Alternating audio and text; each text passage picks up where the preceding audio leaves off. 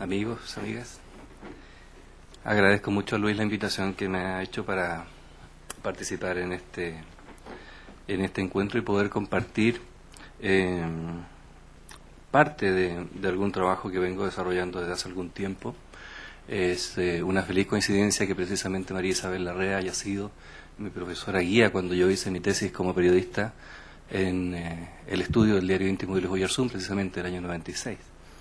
Debe haber sido uno de los primeros estudios, puesto que la obra Diario Íntimo se publicó el año 95 solamente. De modo que hay un vínculo con este tema que me sigue. Eran tiempos también donde un estudiante de periodismo se podía titular con una tesis de literatura. Eso ya parece que no se da mucho. Bien, la invitación entonces era a explorar el legado intelectual de Luis Oyarzún en Valdivia y en la universidad. Hay que decir entonces de entrada que Luis se vincula tardíamente en su vida a la Universidad Austral de Chile, llega el año 1970 y permanece en ella hasta que fallece en noviembre del año 72, son prácticamente 2 años entonces los que participan de la vida cultural, intelectual y académica de esta casa. Hay que decir que la llegada de Luis se produce también una vez que él ha jubilado de la Universidad de Chile, donde desarrolló toda su vida académica. Y además es el momento de su llegada también después de haber sido agregado cultural de la Embajada de Chile en Washington, ¿no?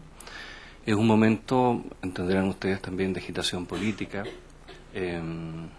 con la consecuencia de que Luis vio frustrada la posibilidad de convertirse en profesor titular, que era su objetivo, o parte de su objetivo al llegar a Valdivia, y solo se vincula a la universidad por el expediente administrativo de ser nombrado director de extensión. De modo que con este primer signo ya entenderán ustedes que la vinculación con la universidad fue bastante tenue en términos formales. No así el impacto que tiene su presencia, particularmente en el ámbito de la literatura y especialmente respecto de su relación con el grupo Trilce, ¿no? Precisamente el año 2002 la Revista Austral de Ciencias Sociales de esta universidad dedicó un homenaje a Luis Oyarzún, y entre los textos que se elaboraron para ese número, uno de los invitados fue Omar Lara, precisamente, integrante junto a Enrique Valdés, Walter Effler, Carlos Cortines y otros de este grupo Trilce. Entonces la primera semblanza que yo encontré de este vínculo de Luis Oyarzún con la universidad es precisamente un relato que yo había escuchado ya de boca de mi padre. Le cito entonces el texto con que abre su presentación Omar Lara. Uno de los últimos recuerdos de Valdivia y del grupo Trilce me instala en un automóvil de la Universidad Austral, apretujados en su interior Luis Oyarzún, Enrique Valdés, Federico Chop, Walter Effler y yo mismo. Nos dirigimos tal vez a La Unión o a Río Negro o a Lanco. En realidad era Payaco.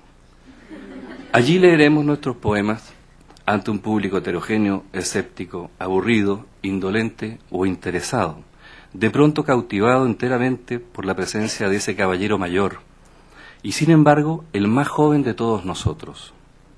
Ese caballero que se dirigía a ellos en un lenguaje de exquisita cortesía y comprensión, porque Luis Oyarzún fue nuestro último compañero de grupo, uno de los contados habitantes del único lugar habitable, el maestro y el niño, el cautivante pedagogo, el ecologista adelantado, pero también el sarcástico, implacable y el refunfuñón rencoroso. Tienen ustedes ahí instalada entonces una primera imagen de lo que significó el paso de Luis Oyarzún por esta universidad. La verdad es que el conjunto de testimonios abarca casi todo el ámbito de quienes fueron estudiantes de alguna carrera de ese entonces de esta universidad. Luis Oyarzún desarrolló su cátedra en agronomía, por ejemplo. Allí dictó un curso que se llamó Introducción a los Estudios Humanísticos, y instaló entre algunos estudiantes de agronomía no solamente la pasión botánica, que era uno de sus rasgos característicos, sino también el estilo peripatético de hacer clases, y solía vérsele, seguido por un séquito de estudiantes, transitar por el jardín botánico aquí a unos metros, explicando los 10 colores verdes, en un perfecto latín que era otra de sus características. Bueno, yo he querido hacer una presentación en torno a lo que estimo son tres elementos fundamentales para comprender la dimensión y el peso intelectual de Louis Oyersun, y a partir de esa perspectiva tratar de explorar sus influencias y su legado. De modo que me interesará en primer parte explorar de alguna manera el contexto formativo de Louis, ¿no?, que es parte de lo que se ha tratado ya en algunas sesiones previas, porque coincide precisamente con las décadas del 20 y del 30. Posteriormente me gustaría explorar también lo que constituye desde nuestra contemporaneidad su mayor obra, que es su diario íntimo, que, como ya he dicho, fue parcialmente publicado por Oyersun en vida. De él, diario íntimo, se desprende gran parte de la obra publicada por Oyersun, pero no lo conocimos en su dimensión y en su profundidad sino hasta la edición del año 95, que realizó la Universidad de Chile con una selección y prólogo de Leonidas Morales. Y posteriormente, y basándome precisamente en ese texto, trataré de exponer las principales líneas del pensamiento de Louis Oyersun, precisamente en torno a tres áreas que yo considero fundamentales de su legado, que son su pensamiento estético, su pensamiento sociológico y su pensamiento ecológico. Voy a utilizar algunas imágenes que seguramente ustedes considerarán también muy menores, pero que me sirven a mí precisamente para instalar la imagen y una especie de pequeño contexto a partir del cual entender esta lectura. Aquí primero tienen instalado un poema que le dedica Omar Lara a Louis Oyersun. Dice: a Louis Oyersun lo encontré varias veces oscilando sin precaución al borde de los roqueríos, y al verme me contaba la historia de todas las plantas, flores, arbustos, hierbas medicinales, cualquier olvidable, inadvertida hilacha verde, sorpresivos tesoros silvestres al alcance de sus ojos.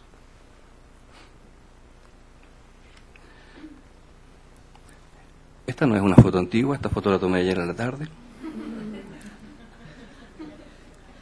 Lo que quiero señalar con esta imagen es que en este banco frente al Correo de Valdivia fue donde Louis Oyersun tenía instalada su oficina. Parte de la precariedad con que se instaló en esta universidad en aquellos años fue que nunca tuvo tampoco una oficina propia.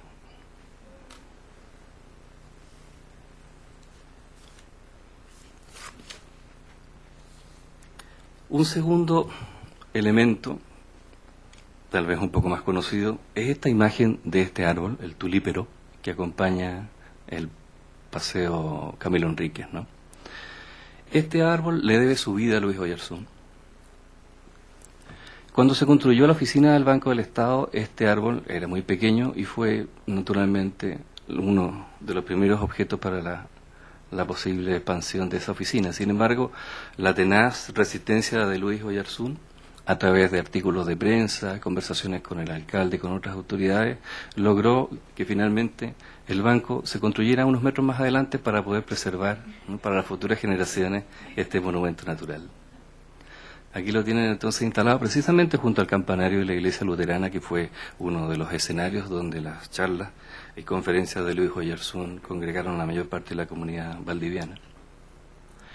Y una placa que fue puesta ahí recientemente porque al fallecimiento de Luis se instaló una placa pero desapareció muy rápidamente. Alguien se llevó ese recuerdo. Y hace unos pocos años la Dirección de Extensión de esta universidad instaló este recuerdo, que dice: quisiera vivir adentro de un árbol, en la oquedad del árbol de la noche. Me dormiría en ese vientre seco, regresando a la corteza de la tibia quietud que me devuelve a la tierra final de mi destino. Bueno, el ambiente literario e intelectual formativo. El propio Louis Oyersun, en su libro Temas de la Cultura Chilena, publicado en 1967, escribió un capítulo que tituló Crónica de una generación. Entonces, a partir de este ensayo, que es posible que reconstituyamos de alguna manera las influencias que convergen en la obra de Louis Oyersun.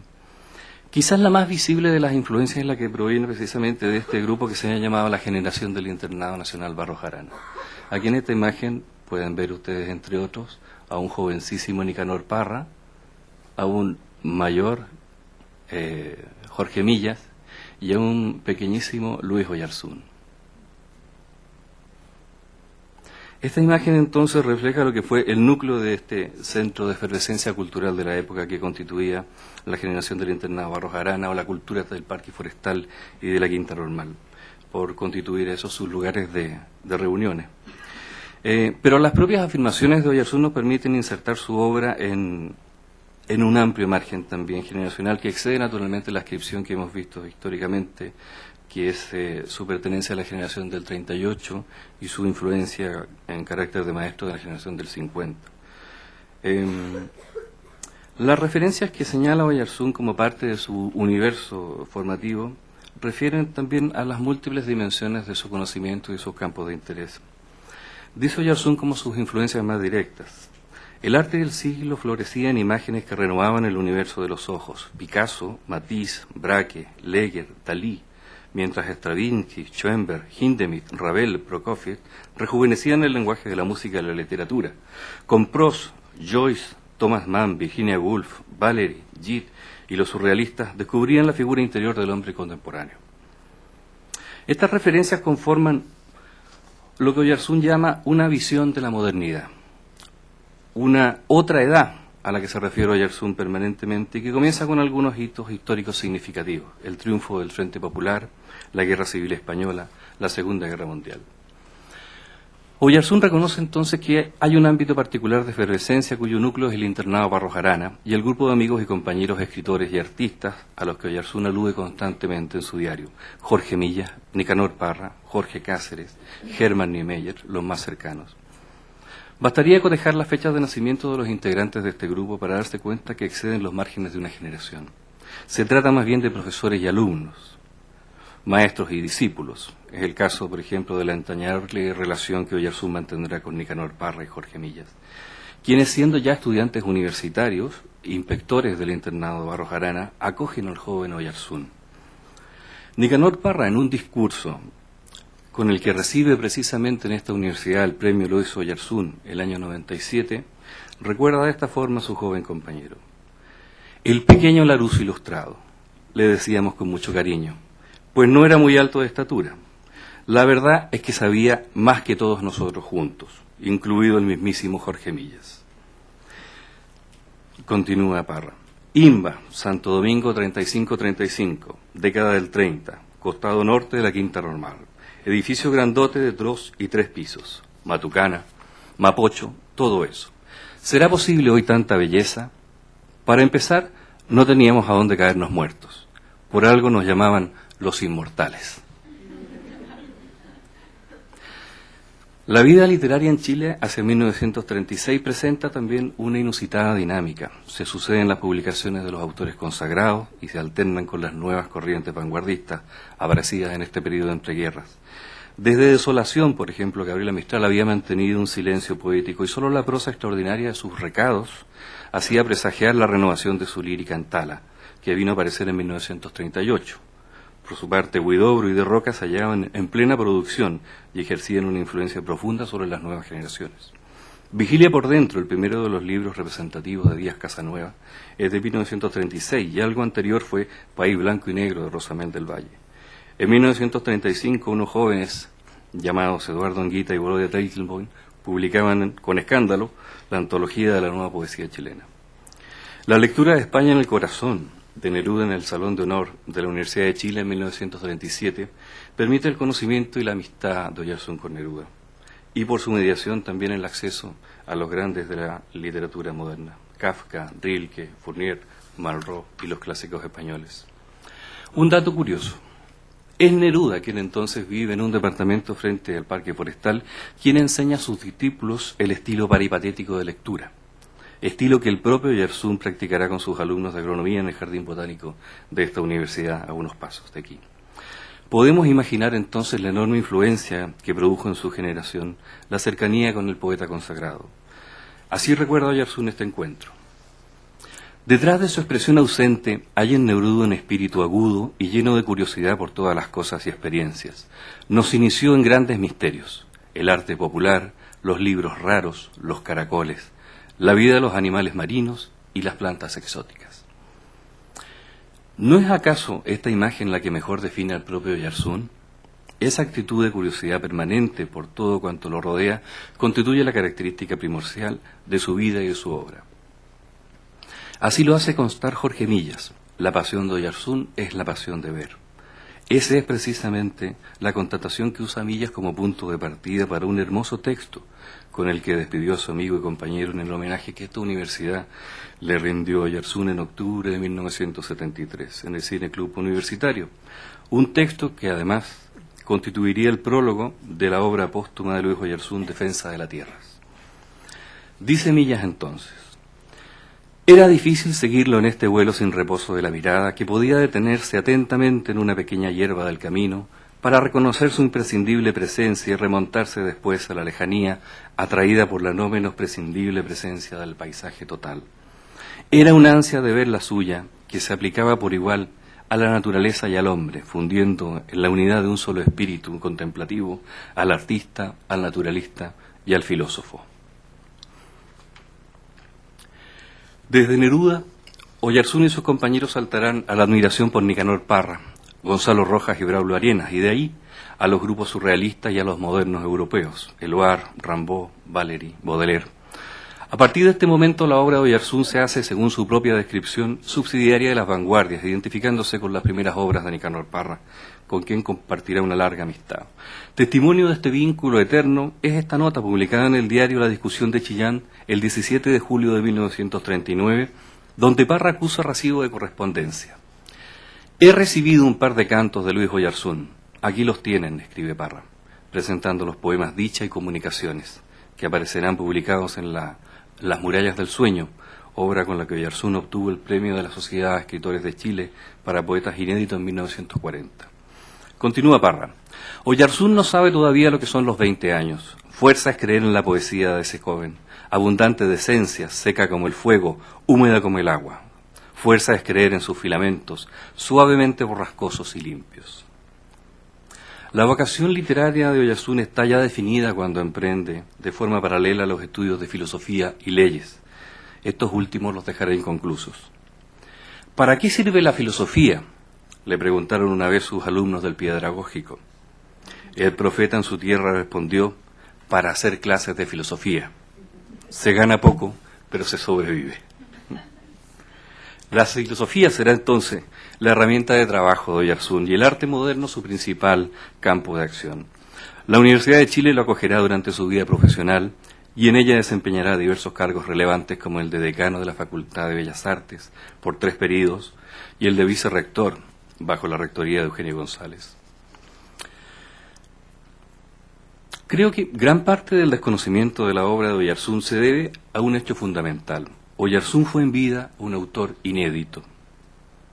A pesar de la relevancia y reconocimiento que alcanzaron algunas de sus publicaciones, su obra mayor, la más completa y la que lo contiene por entero, permaneció oculta para sus contemporáneos.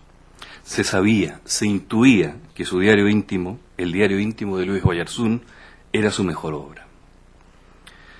El diario íntimo de Luis Oyarzún es un corpus del que se desprende toda su obra publicada, incluso hasta después de su muerte.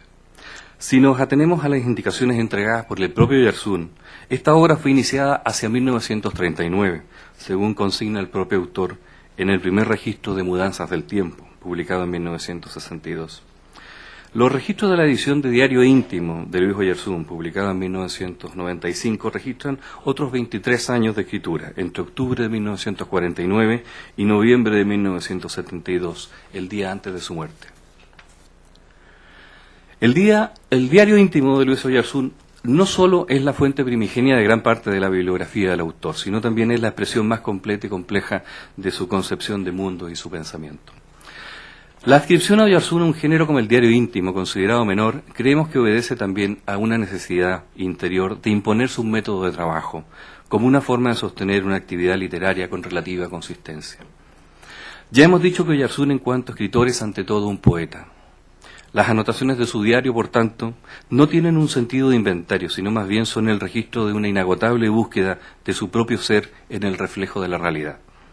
De esta actitud vital nace una escritura reflexiva, a la par lírica y lógica, al decir de Millas, donde el registro diario apenas da cuenta de la cotidianidad y se centra en el pensamiento, en la conclusión, en la idea. El diario íntimo de Luis Oyarzún es el producto de una sensibilidad que se expone a la corriente de la vida, receptiva a todas sus manifestaciones en actitud de consciente apertura a sus estímulos. una escritura que expresa encadenadas la descripción y la reflexión.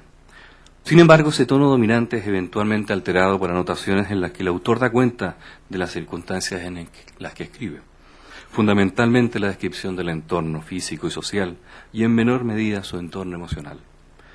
Existen muchas páginas en que el autor prescinde de explicaciones y se limita a registrar una reflexión, a la manera de una imagen o un pensamiento que en apariencia no guarda relación con el contexto o el sentido del resto del párrafo. Son esas anotaciones las que nos hacen pensar que el diario de Oyarzún cumplía otras funciones. Por un lado, era un registro de reflexiones y experiencias, por el otro, un compendio de imágenes, situaciones, cosas vistas. Apuntes, a fin de cuentas, a la manera de bocetos sobre los que el autor vuelve para desarrollar o profundizar. En ambos sentidos, la descripción y la reflexión se alternan, conservando un denominador común que constituye el rasgo fundamental del diario, su escritura como diario de viaje. Como lo advierte Morales en el prólogo de la edición de 1995, este rasgo no se debe entender en un sentido tradicional, viendo el viaje como una situación inusual que predispone a la creatividad y agudiza la observación. En la vida de Oyarzún, el viaje no es circunstancia extraña, sino más bien un modo de vida.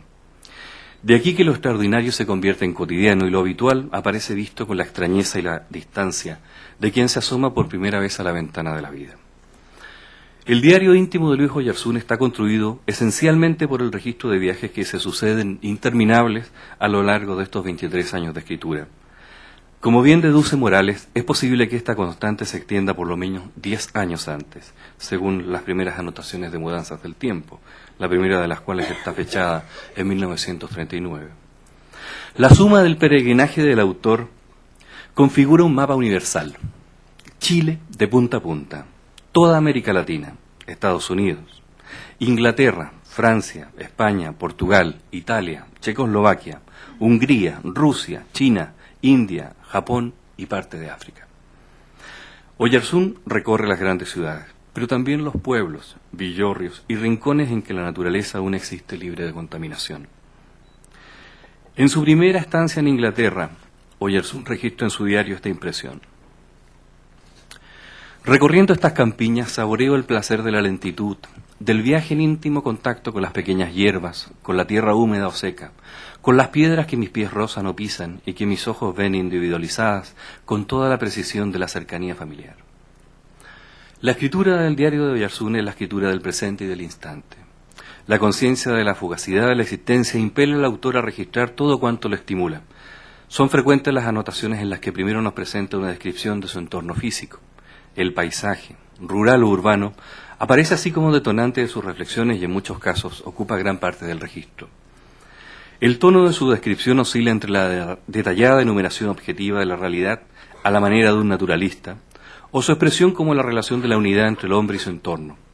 En ambos casos, Oyarzún no busca una interpretación pretenciosa, fundadora de un conocimiento científico, sino más bien intenta desentrañar en la manifestación de la diversidad del mundo, la huella de un destino humano que él asocia a la trascendencia del espíritu.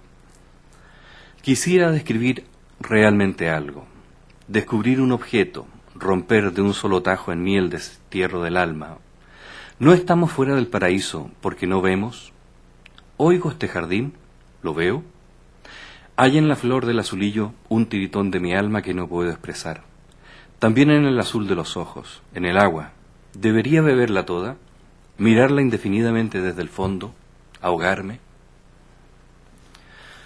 Oyarzún escribió su diario en cuadernos y agendas que llevaba siempre consigo.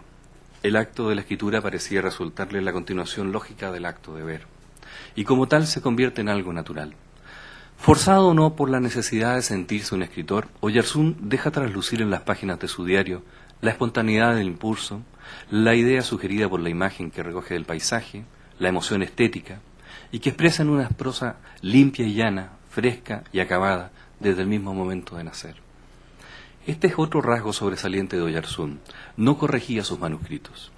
Su letra pequeña y apretada, cuneiforme según Roberto Mérez, se despeñaba línea tras línea en una perfecta cascada. No hay en las páginas de los originales que conocimos correcciones, tachaduras, borrones. Solo la intervención eventual de terceros, amigos del autor a quienes daba a leer su diario. viene a perturbar la uniformidad de su escritura. La espontaneidad del registro se refleja también en las reiteraciones. Las descripciones de los paisajes a los que Oyarzún vuelve año tras año como un penitente se enriquecen en cada nueva visita, pero conservan rasgos indelebles que el autor no puede eludir. De este modo, los álamos del Valle de Caleu siguen elevándose con intención de llamarada de oro cada otoño, mientras las hojas de los demás árboles caen en grandes círculos describiendo la danza de la ebriedad del otoño. Los registros del paisaje están poblados de detalles, lo que evidencia el fino observador que fue. La rigurosidad de su descripción nace del registro in situ. En algunas de ellas el autor hace evidente esta situación. Acabo de bañarme en el mar, dice Oyarzún. Estoy solo, sentado en una piedra, al sol. Las habituales excursiones de Oyarzún suelen dar origen a bellas páginas de descripciones a través de las cuales el autor revela su fascinación por la vida natural y su pasión botánica. El día estaba nublado y las aguas del lago absolutamente tranquilas y transparentes. Hay allí gran abundancia de aves y en la quietud de las aguas se sienten sus llamadas, mientras saltan elegantemente en el aire las cachambas y los cauques. En las piedras cercanas a los pajonales de la orilla se instalan los cuervos que parecen sostener el equilibrio del paisaje con la fuerza del pensamiento. Esta actitud de registrar con fino detalle el entorno se mantiene aún en la inmensa diferencia que se puede establecer entre distintos campos de observación. Así, un jardín o una ciudad como Londres, Nueva York o Moscú son descritos con igual delicadeza. Oyarzún, capaz de captar las esencias que hacen de cada lugar algo especial, altera la escala de su observación, conservando el mismo rigor y tratamiento. Termina la primavera, las amapolas están crecidas y un escalofrío de verdor matinal sacude las altas malezas. Entre los perales y duraznos, cuyas frutas maduran, tencas, tordos y zorzales, que el tehues que conocen y reciben los regalos de la humedad, buitres aéreos que definen la claridad del cielo, todos vosotros habláis entre vosotros, y ahora os puedo escuchar. Esta es mi tierra. Con similares recursos, Oyarzún construye esta descripción de Praga, en la que destaca su aspecto medieval y tradicional, metida contra su voluntad, dice Oyarzún, en las disciplinas del socialismo. Bajo la niebla, parejas ardientes se besaban en los umbrales sombríos y en el gran bulevar los cafés estaban repletos. Desde el puente Carlos, flanqueado de estatuas de Cristos y santos, el paisaje de Praga da una de esas visiones que hacen el encanto de Europa. Torres, cúpulas, palacios, jardines, calles que sin concierto previo se armonizan como si hubieran sido rigurosamente planeadas, gracias a una comunidad espiritual que sin propagandas ni partidos engendra estilos victoriosos. En algunas ocasiones, como en su paso por Nueva York en 1957, las anotaciones se centran en torno a la reflexión sobre el arte motivada por sus visitas a los museos de la ciudad. En este caso, la anotación no solamente tiene el propósito de dejar constancia, sino que elabora también un cuerpo de reflexiones en torno al arte mexicano y al arte moderno que contienen gran parte de lo que constituirá su filosofía estética, un área temática fundamental del diario, como veremos más adelante. Por las características y particularidades del género, en manos de Oyarzún el diario se vuelve un libro de anotaciones de variada índole, a la manera de un borrador o cuaderno de apuntes. Este rasgo se hace más frecuente a partir de cierto momento que ubicamos entre 1955 y 56. A esta serie pertenecen los apuntes para clases y conferencias, como los dedicados a Leonardo da Vinci. La idea del diario como depósito de temas y proyectos literarios se confirma con los reiterados registros de títulos, de novelas o poemas y temas para futuros libros. Por ejemplo, en junio del 56 escribe: escribir una comedia, El parto de los montes. Título para publicación, El nudo corredizo. Título para mí, Inventario. Quisiera escribir un libro de sensaciones evocadas, primavera, verano, otoño. Para un libro de poemas, Piedras de fuego. Título para parte de mi diario, Reloj de bolsillo, páginas de diario. Esta última anotación da cuenta de un aspecto relevante de la escritura de diario. Oyarzún tenía intenciones de publicar selecciones de sus páginas, tal como lo hizo con Diario de Oriente en 1960 y Mudanzas del Tiempo en 1962. Esta intención revela la conciencia con que Oyarzún escribe, la certeza de que existe un lector implícito en la escritura de su diario. A esa necesidad alude cuando anota: si estuviera en una isla desierta, pensaría siempre en el lector, Aún entonces necesitaría un eco, por remoto o quimérico que fuese. El diario de Luis Oyarzún está constituido por un cuerpo de temas que nos habla también de las inusitadas profundidades del pensamiento de Oyarzún. Sin embargo, la diversidad de tópicos puede reducirse a tres áreas principales: la sociología, la estética y la ecología. Por su carácter de diario, muchos de estos temas aparecen entrelazados, mezclando en algunos casos dentro del mismo registro diversos temas. La extensión de las anotaciones del diario dificulta la tarea de identificar un tópico fundamental. Sin embargo, todos ellos están cruzados por una marca indeleble que podemos establecer como el leitmotiv del diario, y que es la crítica de la modernidad. Quizás el núcleo de pensamiento más desarrollado lo constituyen sus reflexiones en torno a Leonardo, que luego formarán su libro Leonardo da Vinci y otros ensayos, publicado en 1964. Ese ensayo constituirá además el sustrato de un ciclo de charlas que Luis Oyarzún desarrolló en la Facultad de Bellas Artes de esta universidad y que constituyeron para muchos un verdadero momento de revelación. Lo que más sorprende de sus extensas reflexiones acerca del arte de Leonardo es la actitud de avidez intelectual que ambos comparten. Al igual que Leonardo, Oyarzún huye de toda organización de la naturaleza, de la cultura, de sí mismo. Su avidez es más humana que intelectual.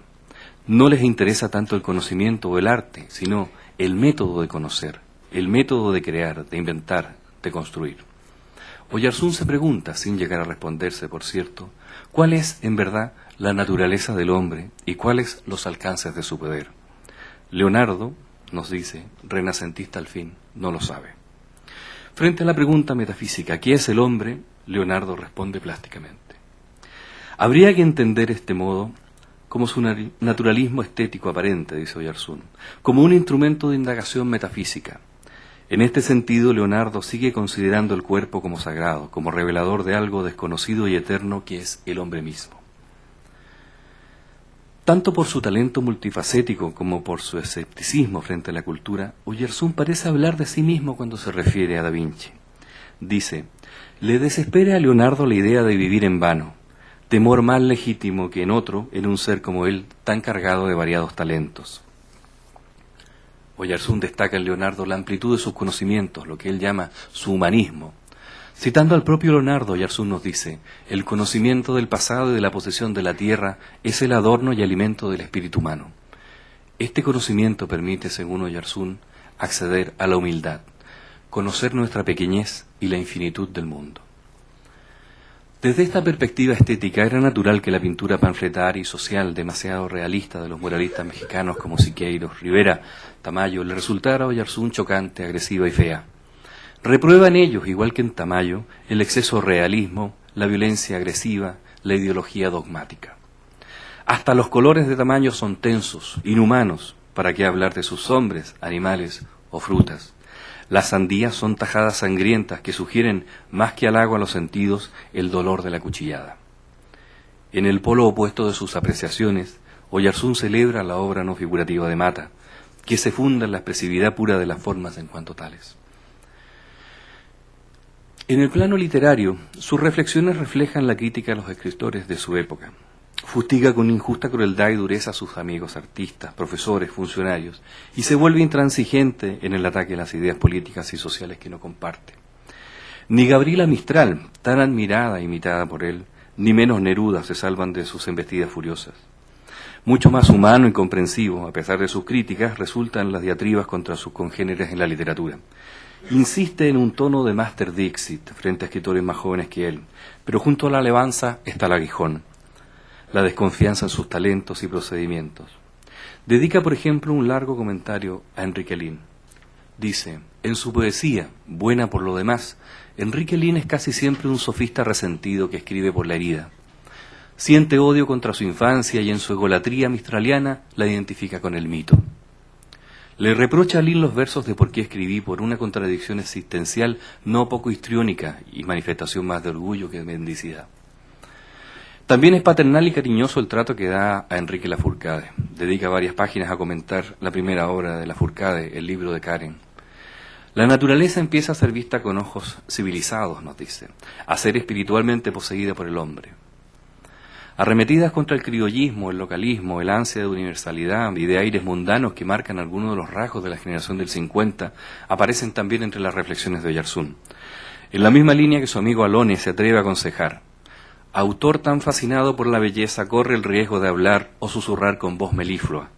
Deseo que en el futuro no se detenga demasiado en los exquisitos elementos de su actual mundo poético.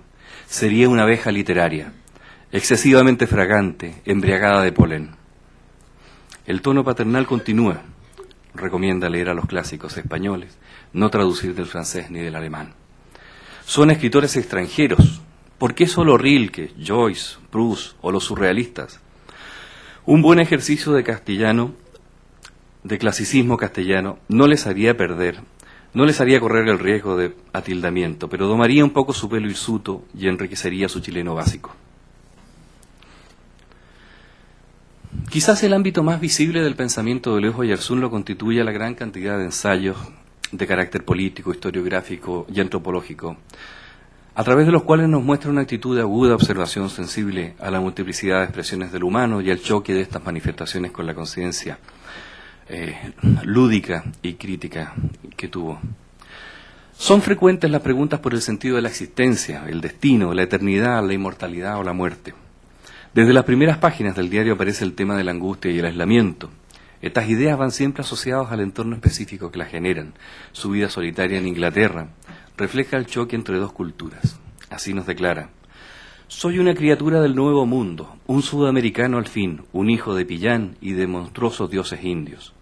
Allá no sabemos que nuestra existencia está llena de poesía, de sol, de aire, de fuego, de mar, de estrellas, de cordialidad selvática, a veces terrible, y sin embargo, qué fascinadora y qué fuerte comparada con este senil y exquisito corazón de Europa. El primer rasgo que observa Oyarzún es la tristeza que hace imposible toda fiesta, toda expansión. Esta introversión es la otra cara del egoísmo y del pecado, la falta de amor a la vida que es al fin lo que hace posible la guerra. La raíz de todos estos males surge en la falta de vinculación con el prójimo. Nos dice Oyarzún: soledad en un paisaje desprovisto de belleza y poblado por millones de hombres silenciosos que pasan extraños unos a otros, tal vez de una rica intimidad, pero carentes de antenas, descoloridos, fantasmales. Vivir en esta ciudad es como vivir dentro de una herida abierta, es como sentirse el microbio que habita una herida tumefacta. La angustia vital es la falta de vínculo con el otro. La carencia de amigos, de luz, de paisaje, de naturaleza, son las fuentes de las que brota la tristeza que impregna todas las cosas, comenzando por las relaciones humanas. Nos dice Oyarzún: hay una noble tristeza, una noble nostalgia inherente al hombre. Mientras estemos en este mundo, experimentaremos la nostalgia del paraíso, de una pasada y perdida condición perfecta. El dolor que originan en nosotros los límites que necesariamente enmarcan y empequeñecen nuestra vida terrena. Pero qué diferente es la innoble tristeza que nace de nuestras timideces, desconfianzas y omisiones. Oyarzún plantea que se debe recobrar el espíritu aún a costa de la destrucción de todo lo conocido. Luego de citar pasajes apocalípticos, concluye que la destrucción absoluta de este mundo y la vuelta a la noche cósmica pueden ser el comienzo del reino del espíritu. De la misma manera rechaza terminantemente el humanismo ateo y la desdivinización del mundo, ambos contenidos en la filosofía marxista. La idea misma de un humanismo ateo le parece absurda si no se le da como punto de partida la casi imposible experiencia humana de la aceptación de la caducidad de la vida y la muerte, unida a la valoración suprema de ella. Para Oyarzún la vida humana es demasiado frágil y precaria para concretar en ella sola la fundamentación última de nuestro interés por ella. Se pregunta a sí mismo cómo podrá subsistir la salud psicológica y orgánica del hombre sin la aprehensión de un núcleo invariable, eterno en el hombre mismo. Nos dice: sin la afirmación de lo eterno, la vida humana es solo juego, honesta recreación, si es que no recreación deshonesta, guerra, gangsterismo o crimen. Pues si he de morir absolutamente para siempre, ¿no me da lo mismo que mi muerte ocurra hoy o dentro de 50 años? La búsqueda de seguridad exterior es lo que Oyarzún caracteriza, es lo que según Oyarzún caracteriza a nuestras sociedades contemporáneas. La falta de correspondencia entre un bienestar mínimo y la verdadera alegría de la vida se manifiestan en la tristeza y opacidad de los países más industrializados. Lo que sobra en la vida europea es el exceso de civilización. Todo parece mancillado, demasiado pálido y peinado, como un parque. Desde ese punto de vista, Oyarzún celebra la resistencia de los países latinoamericanos a la planificación, a la determinación del comportamiento humano en sistemas de normas y acciones futuras que se fundan en el temor a las consecuencias de la libertad, en el temor a la variedad en que la vida ascendente tiende a multiplicarse. Así nos dice: planear la vida significa creer que el hombre es algo determinado y conocido y nada más que ese algo. Se niega la posibilidad, en todo caso legítima, de lo imprevisible, de lo misterioso, de lo sobrenatural, de lo celeste o infernal. Pero esa negación racional y consciente de lo imprevisible o misterioso no es sino una consecuencia de la desconfianza inconsciente en la vida, en Dios. La crítica de Oyarzún a la modernidad y el cuestionamiento de la existencia del hombre no se agotan en estos tópicos, pero creemos que constituyen los parámetros esenciales de la perspectiva con que el autor escruta la realidad. Las manifestaciones del humano aparecen ante su vista marcadas por el sello indeleble de un humanismo abstracto, de la doctrina positivista y del determinismo, los que cierran a su juicio las posibilidades de un progreso real del hombre. Su propuesta es más bien idealista, una salvación espiritual y estética. El progreso de la humanidad es cuestión más del espíritu que de la planificación, más contemplación que activismo. Quizá el núcleo primordial de las preocupaciones de Oyarzún lo constituye la relación del hombre con la naturaleza. Se ha dicho que la naturaleza es el gran protagonista del diario íntimo de Luis Oyarzún. El propio Oyarzún se sorprende al descubrir que la primera frase que anota en su diario es una alabanza de la naturaleza. ¡Qué lindos se están poniendo los cerros! Aunque no profundiza en este recuerdo de sus 10 años de edad, él mismo se da cuenta de su ligación con la naturaleza. No olvidaré el tumulto de pájaros que seguía tras el arado que iba rotando la tierra negra.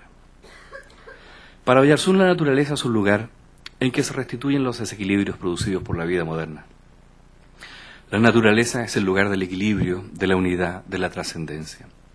Por ello su defensa de la ecología y de la conservación de los espacios naturales es la defensa del templo, del lugar sagrado donde el hombre puede encontrar su unidad perdida. Resulta claro para Oyarzún que el alejamiento de la naturaleza representado en la vida moderna en la ciudad desemboca en un empobrecimiento vital cuyos símbolos principales son la tristeza, la soledad, la angustia existencial del hombre moderno. A diferencia de las visiones románticas de la naturaleza del diario íntimo de Oyarzún no parece idealizada, pues en ella, al igual que en el hombre, se inscribe el mal como una presencia constante. Cada cosa tiene su sombra, nos dice, cada árbol su pequeña serpiente viva en el interior. Este pecado se manifiesta en los cataclismos, las erupciones volcánicas, las inundaciones, que Oyarzún interpreta como manifestaciones de la violencia de la madre naturaleza, madre madrastra, y que yo puedo identificar con la mía, declara Oyarzún. La naturaleza es para Oyarzún un modelo de vida para el hombre y para el destino de la humanidad, el ritmo de las estaciones, el renuevo de las siembras, la muerte y resurrección de las flores y las plantas, el gozo indiferente de pájaros e insectos, constituyen una presencia poderosa que marca toda la obra de Oyarzún, y lo constituyen en un ambientalista de avanzada, en una época de analfabetismo ecológico absoluto. Todo crece, da flores, menos el hombre, que ha perdido las estaciones y con ellas los juegos y las fiestas que animaban las culturas arcaicas, nos dice Oyarzún. Con la uniformidad del trabajo mecánico y las temperaturas controladas a voluntad, hemos perdido tanto la remota conciencia de ser nosotros también tierra, que no tenemos respuesta para esta exaltación de las plantas y los animales. Esta nostalgia por la vida libre en el paraíso natural es lo que permite la elaboración de páginas en las que la belleza del paisaje se traduce también en una prosa poética, donde el protagonista es el color de los cielos, el ruido del agua, el aroma de las flores y la tierra, el movimiento de los insectos, el canto de las aves, que el autor describe con la minuciosidad de un botánico. Así nos dice: entre tanto, concentrado otoño, un caqui sin hojas luce al sol la carga de sus frutos, ardientes a esta hora como manzanas de fuego. Cuando maduran, parecen helarse, hacerse temblorosos y translúcidos en la mañana gris perla, cuando las ramas resuman humedad. El acto de contemplación se convierte así en un acto religioso, en una purificación panteísta. Son numerosas las escenas del diario donde el agua aparece como un elemento purificador y el viaje hacia los bosques y las costas y los cerros como un acto iniciático. La salud me viene por la luz, por el acto físico de ver, declara Oyarzún. Frente a la naturaleza, a la magnitud del paisaje, Oyarzún siente su propia pequeñez, pero a la vez se siente vivo, existe, pequeño, pero parte de un cuerpo mayor, el cosmos. Soy tan microscópico como una bacteria, como un espermatozoide. Soy tal vez el espermatozoide de otro yo, pero soy bajo este sol. Soy un cuerpo presente, una conciencia que respira. 2 minúsculas arañas subían por mi casaca. Eran tan acabadas como el mar. Dios no tuvo que pensar menos, que amar menos, que jugar menos para crearlas. Desde la naturaleza, Oyarzún establece una serie de equivalencias. La más importante tal vez es la constatación de su insignificancia frente a la grandeza de la creación. Y desde el punto de vista estético, la fealdad del hombre y sus construcciones frente a la acabada perfección y equilibrio de lo natural. Esta relación dialéctica entre la naturaleza y el ser humano que la contempla es otra fuente de dramatismo y de tensión que desarrolla la obra de Oyarzún. Oyarzún se sabe pecador y se reconoce imperfecto, de modo que su acercamiento a la naturaleza parece una necesidad de refugio, cuando no de respuesta a una angustia metafísica, la angustia del ser, en sus carencias, en su hedonismo, pues él mismo se acusa de defectos que no ve en esa naturaleza, a la que toma por confesionario. La crítica fundamental de Oyarzún hacia el hombre moderno la constituye su alejamiento de la vida natural, de donde proviene. El hombre es un animal degenerado y loco que construye neuróticamente murallas y diques, afirma. El mundo actual y su camino masificado me abruman. El ruido de las motos y motonetas, las radios portátiles, me enderezan los cielos puros, con nubes, sin nubes, el mar, las plantas, los niños, los ruidos naturales de olas, pájaros, hojas, la conversación con algunas personas, los colores. El diario encierra también una crítica implacable al progreso expresado en la excesiva planificación de la existencia de las grandes masas humanas, en la construcción de las enormes ciudades. Así nos dice: vivimos todavía en la selva, los diarios son boletines de la jungla, el hombre cree haber progresado porque igual que al caimán o al mono nos subyuga el poder y la cantidad, pero el progreso real, la mutación de la bestia al hombre, es asunto incierto. Para Oyarzún, la destrucción de la naturaleza es un hecho histórico, desencadenado al asumir la idea de que el hombre es la medida de todas las cosas. Las normas y usos sociales de una comunidad humana degradada y pragmática son así extrapolados a la relación con la naturaleza, convirtiendo los bienes naturales en objetos sujetos a control, apropiación, explotación y planificación, con el fin único del lucro. Por eso, nos dice Oyarzún, al hombre moderno no le cuesta destruir la belleza del paisaje, pues traslada a él su propia fealdad. Desde las páginas de su diario, Oyarzún vislumbró con notable certeza los conflictos que hoy constituyen puntos esenciales en el debate conservacionista. Así nos dice: el trato diario con los poderes vivientes de la naturaleza es indispensable para el enriquecimiento armonioso de la vida. No hay salud sin él. ¿Cómo vivir sin la tierra y sus criaturas, sin el mar y el aire, poblados de una vida sujeta al ritmo como la respiración y la circulación de la sangre? Defensa de la Tierra, obra que nace de las páginas del diario seleccionadas por el propio autor y que entregó para su publicación pocos días antes de su muerte, es un libro notable por su belleza y por la trascendencia del pensamiento que lo funda. Debería ser tomado por los ecologistas de este país como un manifiesto fundamental. En su primera página, Oyarzún despliega este emplazamiento: generación va, generación viene, dice el Eclesiastés, mas la tierra permanece. Ojalá permaneciera. La avidez, la ignorancia y la incuria, todos los males del alma empobrecen la tierra y la destruyen. La preservación de nuestro suelo es un deber sagrado. La triste conclusión que Oyarzún obtiene al cabo de su largo peregrinar por Chile, en contacto vivo con el hombre y la tierra, es que el chileno se empeña en destruir su paisaje, su flora y su fauna, en un auténtico culto a la fealdad. Incendios de bosques. Los más bellos paisajes de Chile son destruidos sin misericordia. Chile, país de turismo, en todas partes la miseria de Chile. Miseria con desidia, con mala voluntad, con impulso agresivo. El problema no es solo económico, sino también moral. El chileno proyecta su feísmo de población callampa a la naturaleza y por eso no le cuesta arruinar su hermosura. Él no mira el paisaje ni tiene la capacidad de verlo en perspectiva, que exige una condición mental superior, la facultad de desprendimiento estético y moral. Son interminables las páginas del diario en que Oyarzún dedica a la descripción dolorosa de la manera elemental y rudimentaria con que el hombre transforma la naturaleza. Los bosques y praderas se convierten en campos de cultivo, se cubren con el concreto de las ciudades. Oyarzún reclama por los incendios forestales en la zona central y en el sur del país, por la acción devastadora de los animales de pastoreo dejados en libertad en quebradas y praderas, ávidos de la débil brizna de hierba que protege los suelos de la erosión. Reclama por la tala indiscriminada de bosques y por la autorización oficial de los gobernantes para la explotación de ellos. Un presidente de Chile años atrás y un indio me dijeron lo mismo. ¿Qué importan estos bosques? Ya se reforestará, brotarán de nuevo.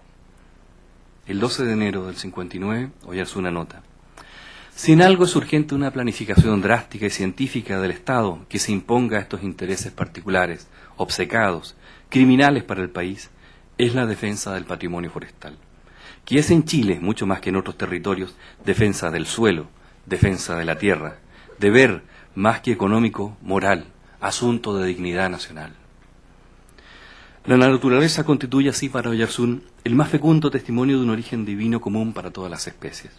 Todos los males que afectan al hombre provienen de la negación de ese hecho fundamental. Desde esta afirmación Oyarzún extiende su mirada sobre las construcciones humanas, una mirada que resbala sobre las cosas sin encontrar nada familiar a qué asirse. Amé la tierra y finalmente la tierra me llevó. Hubiera preferido el aire, el agua, el fuego, pero yo era sin duda de tierra. Y aún mi corazón lo atravesaba en raíces. No volé sino con miedo, nadé a tientas y el fuego me hacía huir. Solo la tierra era, amigo mío, mi lamento. Busqué amigos de tierra, amigos de cordillera, amigos de roca, amigos de musgo. Un solo terrón puesto en un macetero en mi ventana podía curarme de soledades. Nunca lo tuve. A la fecha de su muerte en Valdivia en 1972, Oyarzún había inscrito su nombre en la cultura chilena como un gran ensayista. Son reconocidos por la crítica sus trabajos Diario de Oriente, Temas de la cultura chilena, El pensamiento de las tardes y su obra póstuma Defensa de la tierra. Pero es solo a partir de la publicación de Diario Íntimo que Luis Oyarzún se incorpora de lleno a la literatura chilena como siempre lo soñó, como un creador, con una obra totalizadora que muestra no solo la vida de un ser humano sensible, sino las diversas contradicciones de una época crucial y controvertida en la vida chilena moderna. De esta manera creo que el legado intelectual de Luis Oyarzún está solo recién comenzando a revelarse. Gracias.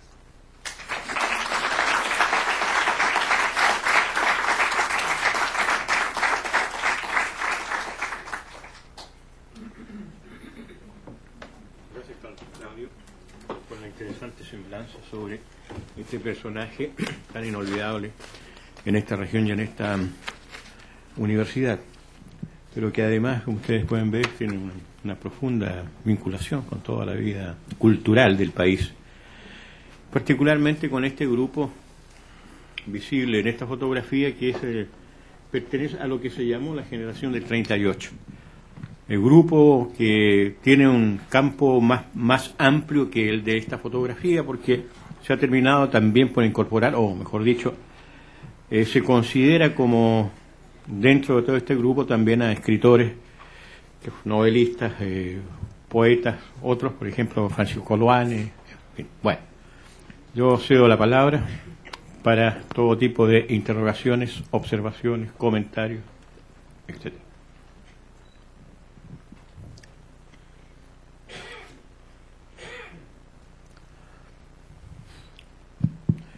Valdivieso.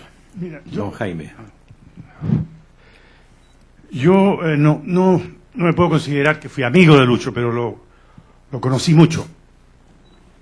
Y tuve experiencias muy interesantes con él, sobre todo en materia de botánica, de recorrer algunos lugares en Concepción, donde me iba mostrando helechos, flores, qué sé yo.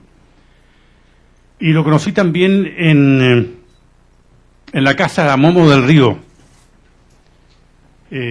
con su maestro, que ahí me eché de menos un poco en el trabajo, en la figura de un maestro al que me decir, no se puede ver sin ese maestro, que fue Roberto Mérez, que era una figura realmente extraordinaria, un pintor que dejó de pintar porque era muy autocrítico, pero que era un hombre de una inteligencia, de una persistencia, de una personalidad muy fuerte.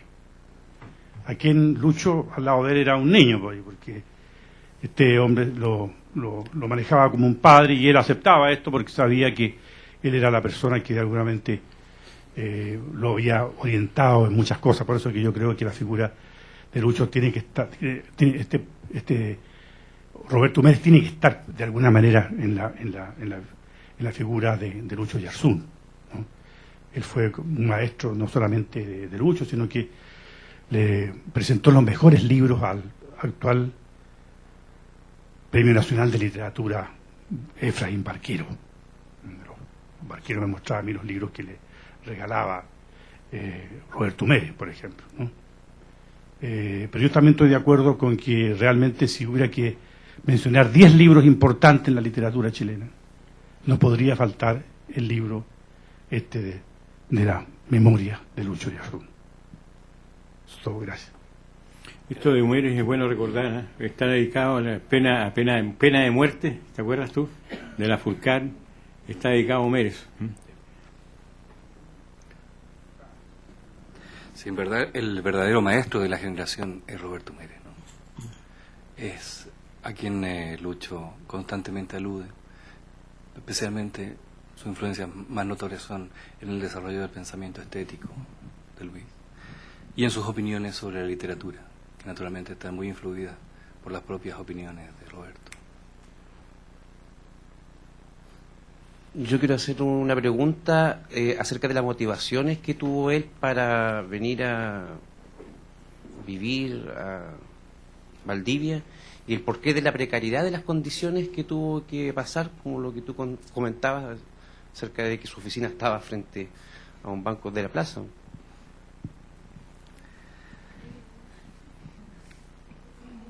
Luis llegaba a Valdivia ya jubilado de la Universidad de Chile y luego de haber sido de alguna manera representante del gobierno de Frei Montalva como agregado cultural en Washington, ¿no? Por lo tanto, en aquel entonces rector de la universidad, William Thayer, también militante demócrata cristiano, quería conformar de alguna manera un núcleo que consolidara el pensamiento y la actividad cultural dentro de la universidad, que había nacido con una vocación más bien técnica, ¿no? De modo que la idea de traer a Jorge Milla y a Luis Oyarzún es una iniciativa del rector Thayer, que por las dificultades del momento político no termina de concretarse, en el caso de Oyarzún, no si en el de Milla, en la propuesta de una cátedra. Luis Oyarzún llega a Valdivia con la promesa de ser profesor titular. Finalmente eso no se cumple y su vinculación se establece mediante un expediente administrativo, nombrándolo director de extensión. La precariedad de esa situación no hizo mella naturalmente en el espíritu de Luis.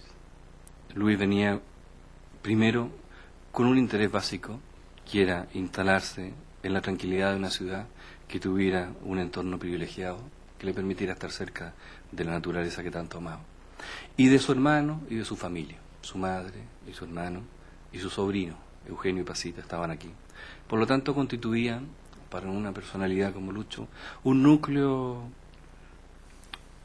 sensible y un ambiente creativo que le permitía pasar lo que él ya preveía que eran sus últimos años de vida en una situación lo más provechosa posible. Lo menciona de alguna manera Omar Lara en el texto de homenaje al decir que no pudo encontrarse un funcionario que ejecutara la tarea de director de extensión de manera menos pomposa que Luis Oyarzún. Y de ahí precisamente la semblanza de que era su oficina un banco de la plaza, desde donde podían escrutar todo el acontecer de la vida cultural de Valdivia. Si me permites, voy a mencionar algún fragmento del texto de Omar Lara. Dice: durante un tiempo fui su colaborador inmediato en el departamento de extensión de la Universidad Austral. Aunque cuando me llevaron a la cárcel de la ciudad la notificación de despido en noviembre de 1973 por ausencia injustificada, se indicó que mi función en la casa de estudios era la muy prestigiosa, aunque inexistente, de cuidador de bibliotecas. ¿Cuidador de bibliotecas?, se preguntó Omar. ¿No habría sido mejor cuidador de plazas? ¿O cuidador y vigilante del aire y la luz? Pues eso éramos de alguna manera. Nuestra oficina era un banco de la Plaza de Armas. No era una oficina desdeñable, en verdad, desde donde oteábamos los alcances de nuestros afanes, que no fueron magros.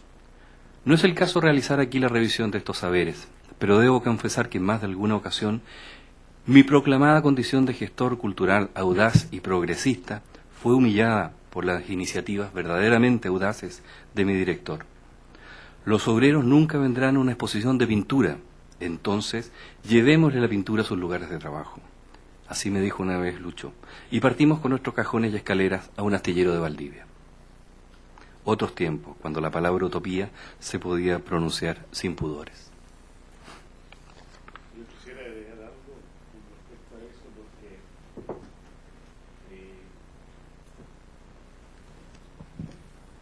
en realidad, en el caso de Milla y de Oyarzún, jubilado de la Universidad de Chile, en realidad un eufemismo, una forma de decir, porque es un hombre muy joven para estar jubilado de nada. Eso quiere decir que llegaron a algún tipo de acuerdo que le daba alguna mensualidad o una cosa así, pero no es una jubilación proveniente tal. Justo Mellado ha insistido varias veces que lo que se hacía, y como se empieza a repartir la gente en Chile, era lo que se hacía en la Universidad de Chile es que no echaban a nadie, sino que cambiaban el currículum. Él iba a cambiar el currículum, vía curricular. O sea, hacen desaparecer los ramos que la gente da. Entonces, cuando viene el comienzo del año, le dice, oye, pero si ya no están los ramos, no existen los ramos que tú haces. Entonces, de esa manera la persona quedaba superflua y tenía que irse. No conozco el detalle, en realidad, de cómo los trata la universidad. Al parecer no lo trataron tan bien, no cumplieron ciertas promesas aquí. Pero en la manera como se ha querido rescatar la historia, la universidad ha intentado tener buena conciencia. Cuando se hizo el homenaje a Jorge Milla y vino José Miguel Vera y este otro señor de apellido inglés que no me acuerdo cómo se llama, que estaba en los orígenes de lo que fue aquí el área jurídica y después de derecho, ellos quisieron acordarse de todo este proceso como una actitud muy positiva de la Universidad Austral bajo dictadura, incluso y que se iba, en el caso de Villa, y que se iba a denominar que aquí se había convertido esto en una Holanda. Ellos mismos usaron la expresión, se empezaron a llamar a sí mismos Holanda, como para decir aquellos que están perseguidos o que de alguna manera les coartan la expresión, vía curricular, como dice Mellado, podían llegar a este lugar y que los trataba de manera favorable. Pero al parecer esa manera en que la Austral quiere recordarse a sí misma no es del todo verdadera. Gracias. Eso lo quería decir. Oye, sobre el otro aspecto, el asunto de la oficina que te inquieta a ti, es muy difícil conseguir oficinas en la universidad. Bueno, yo creo que está bien que terminemos aquí con el agradecimiento del caso. Gracias. Porque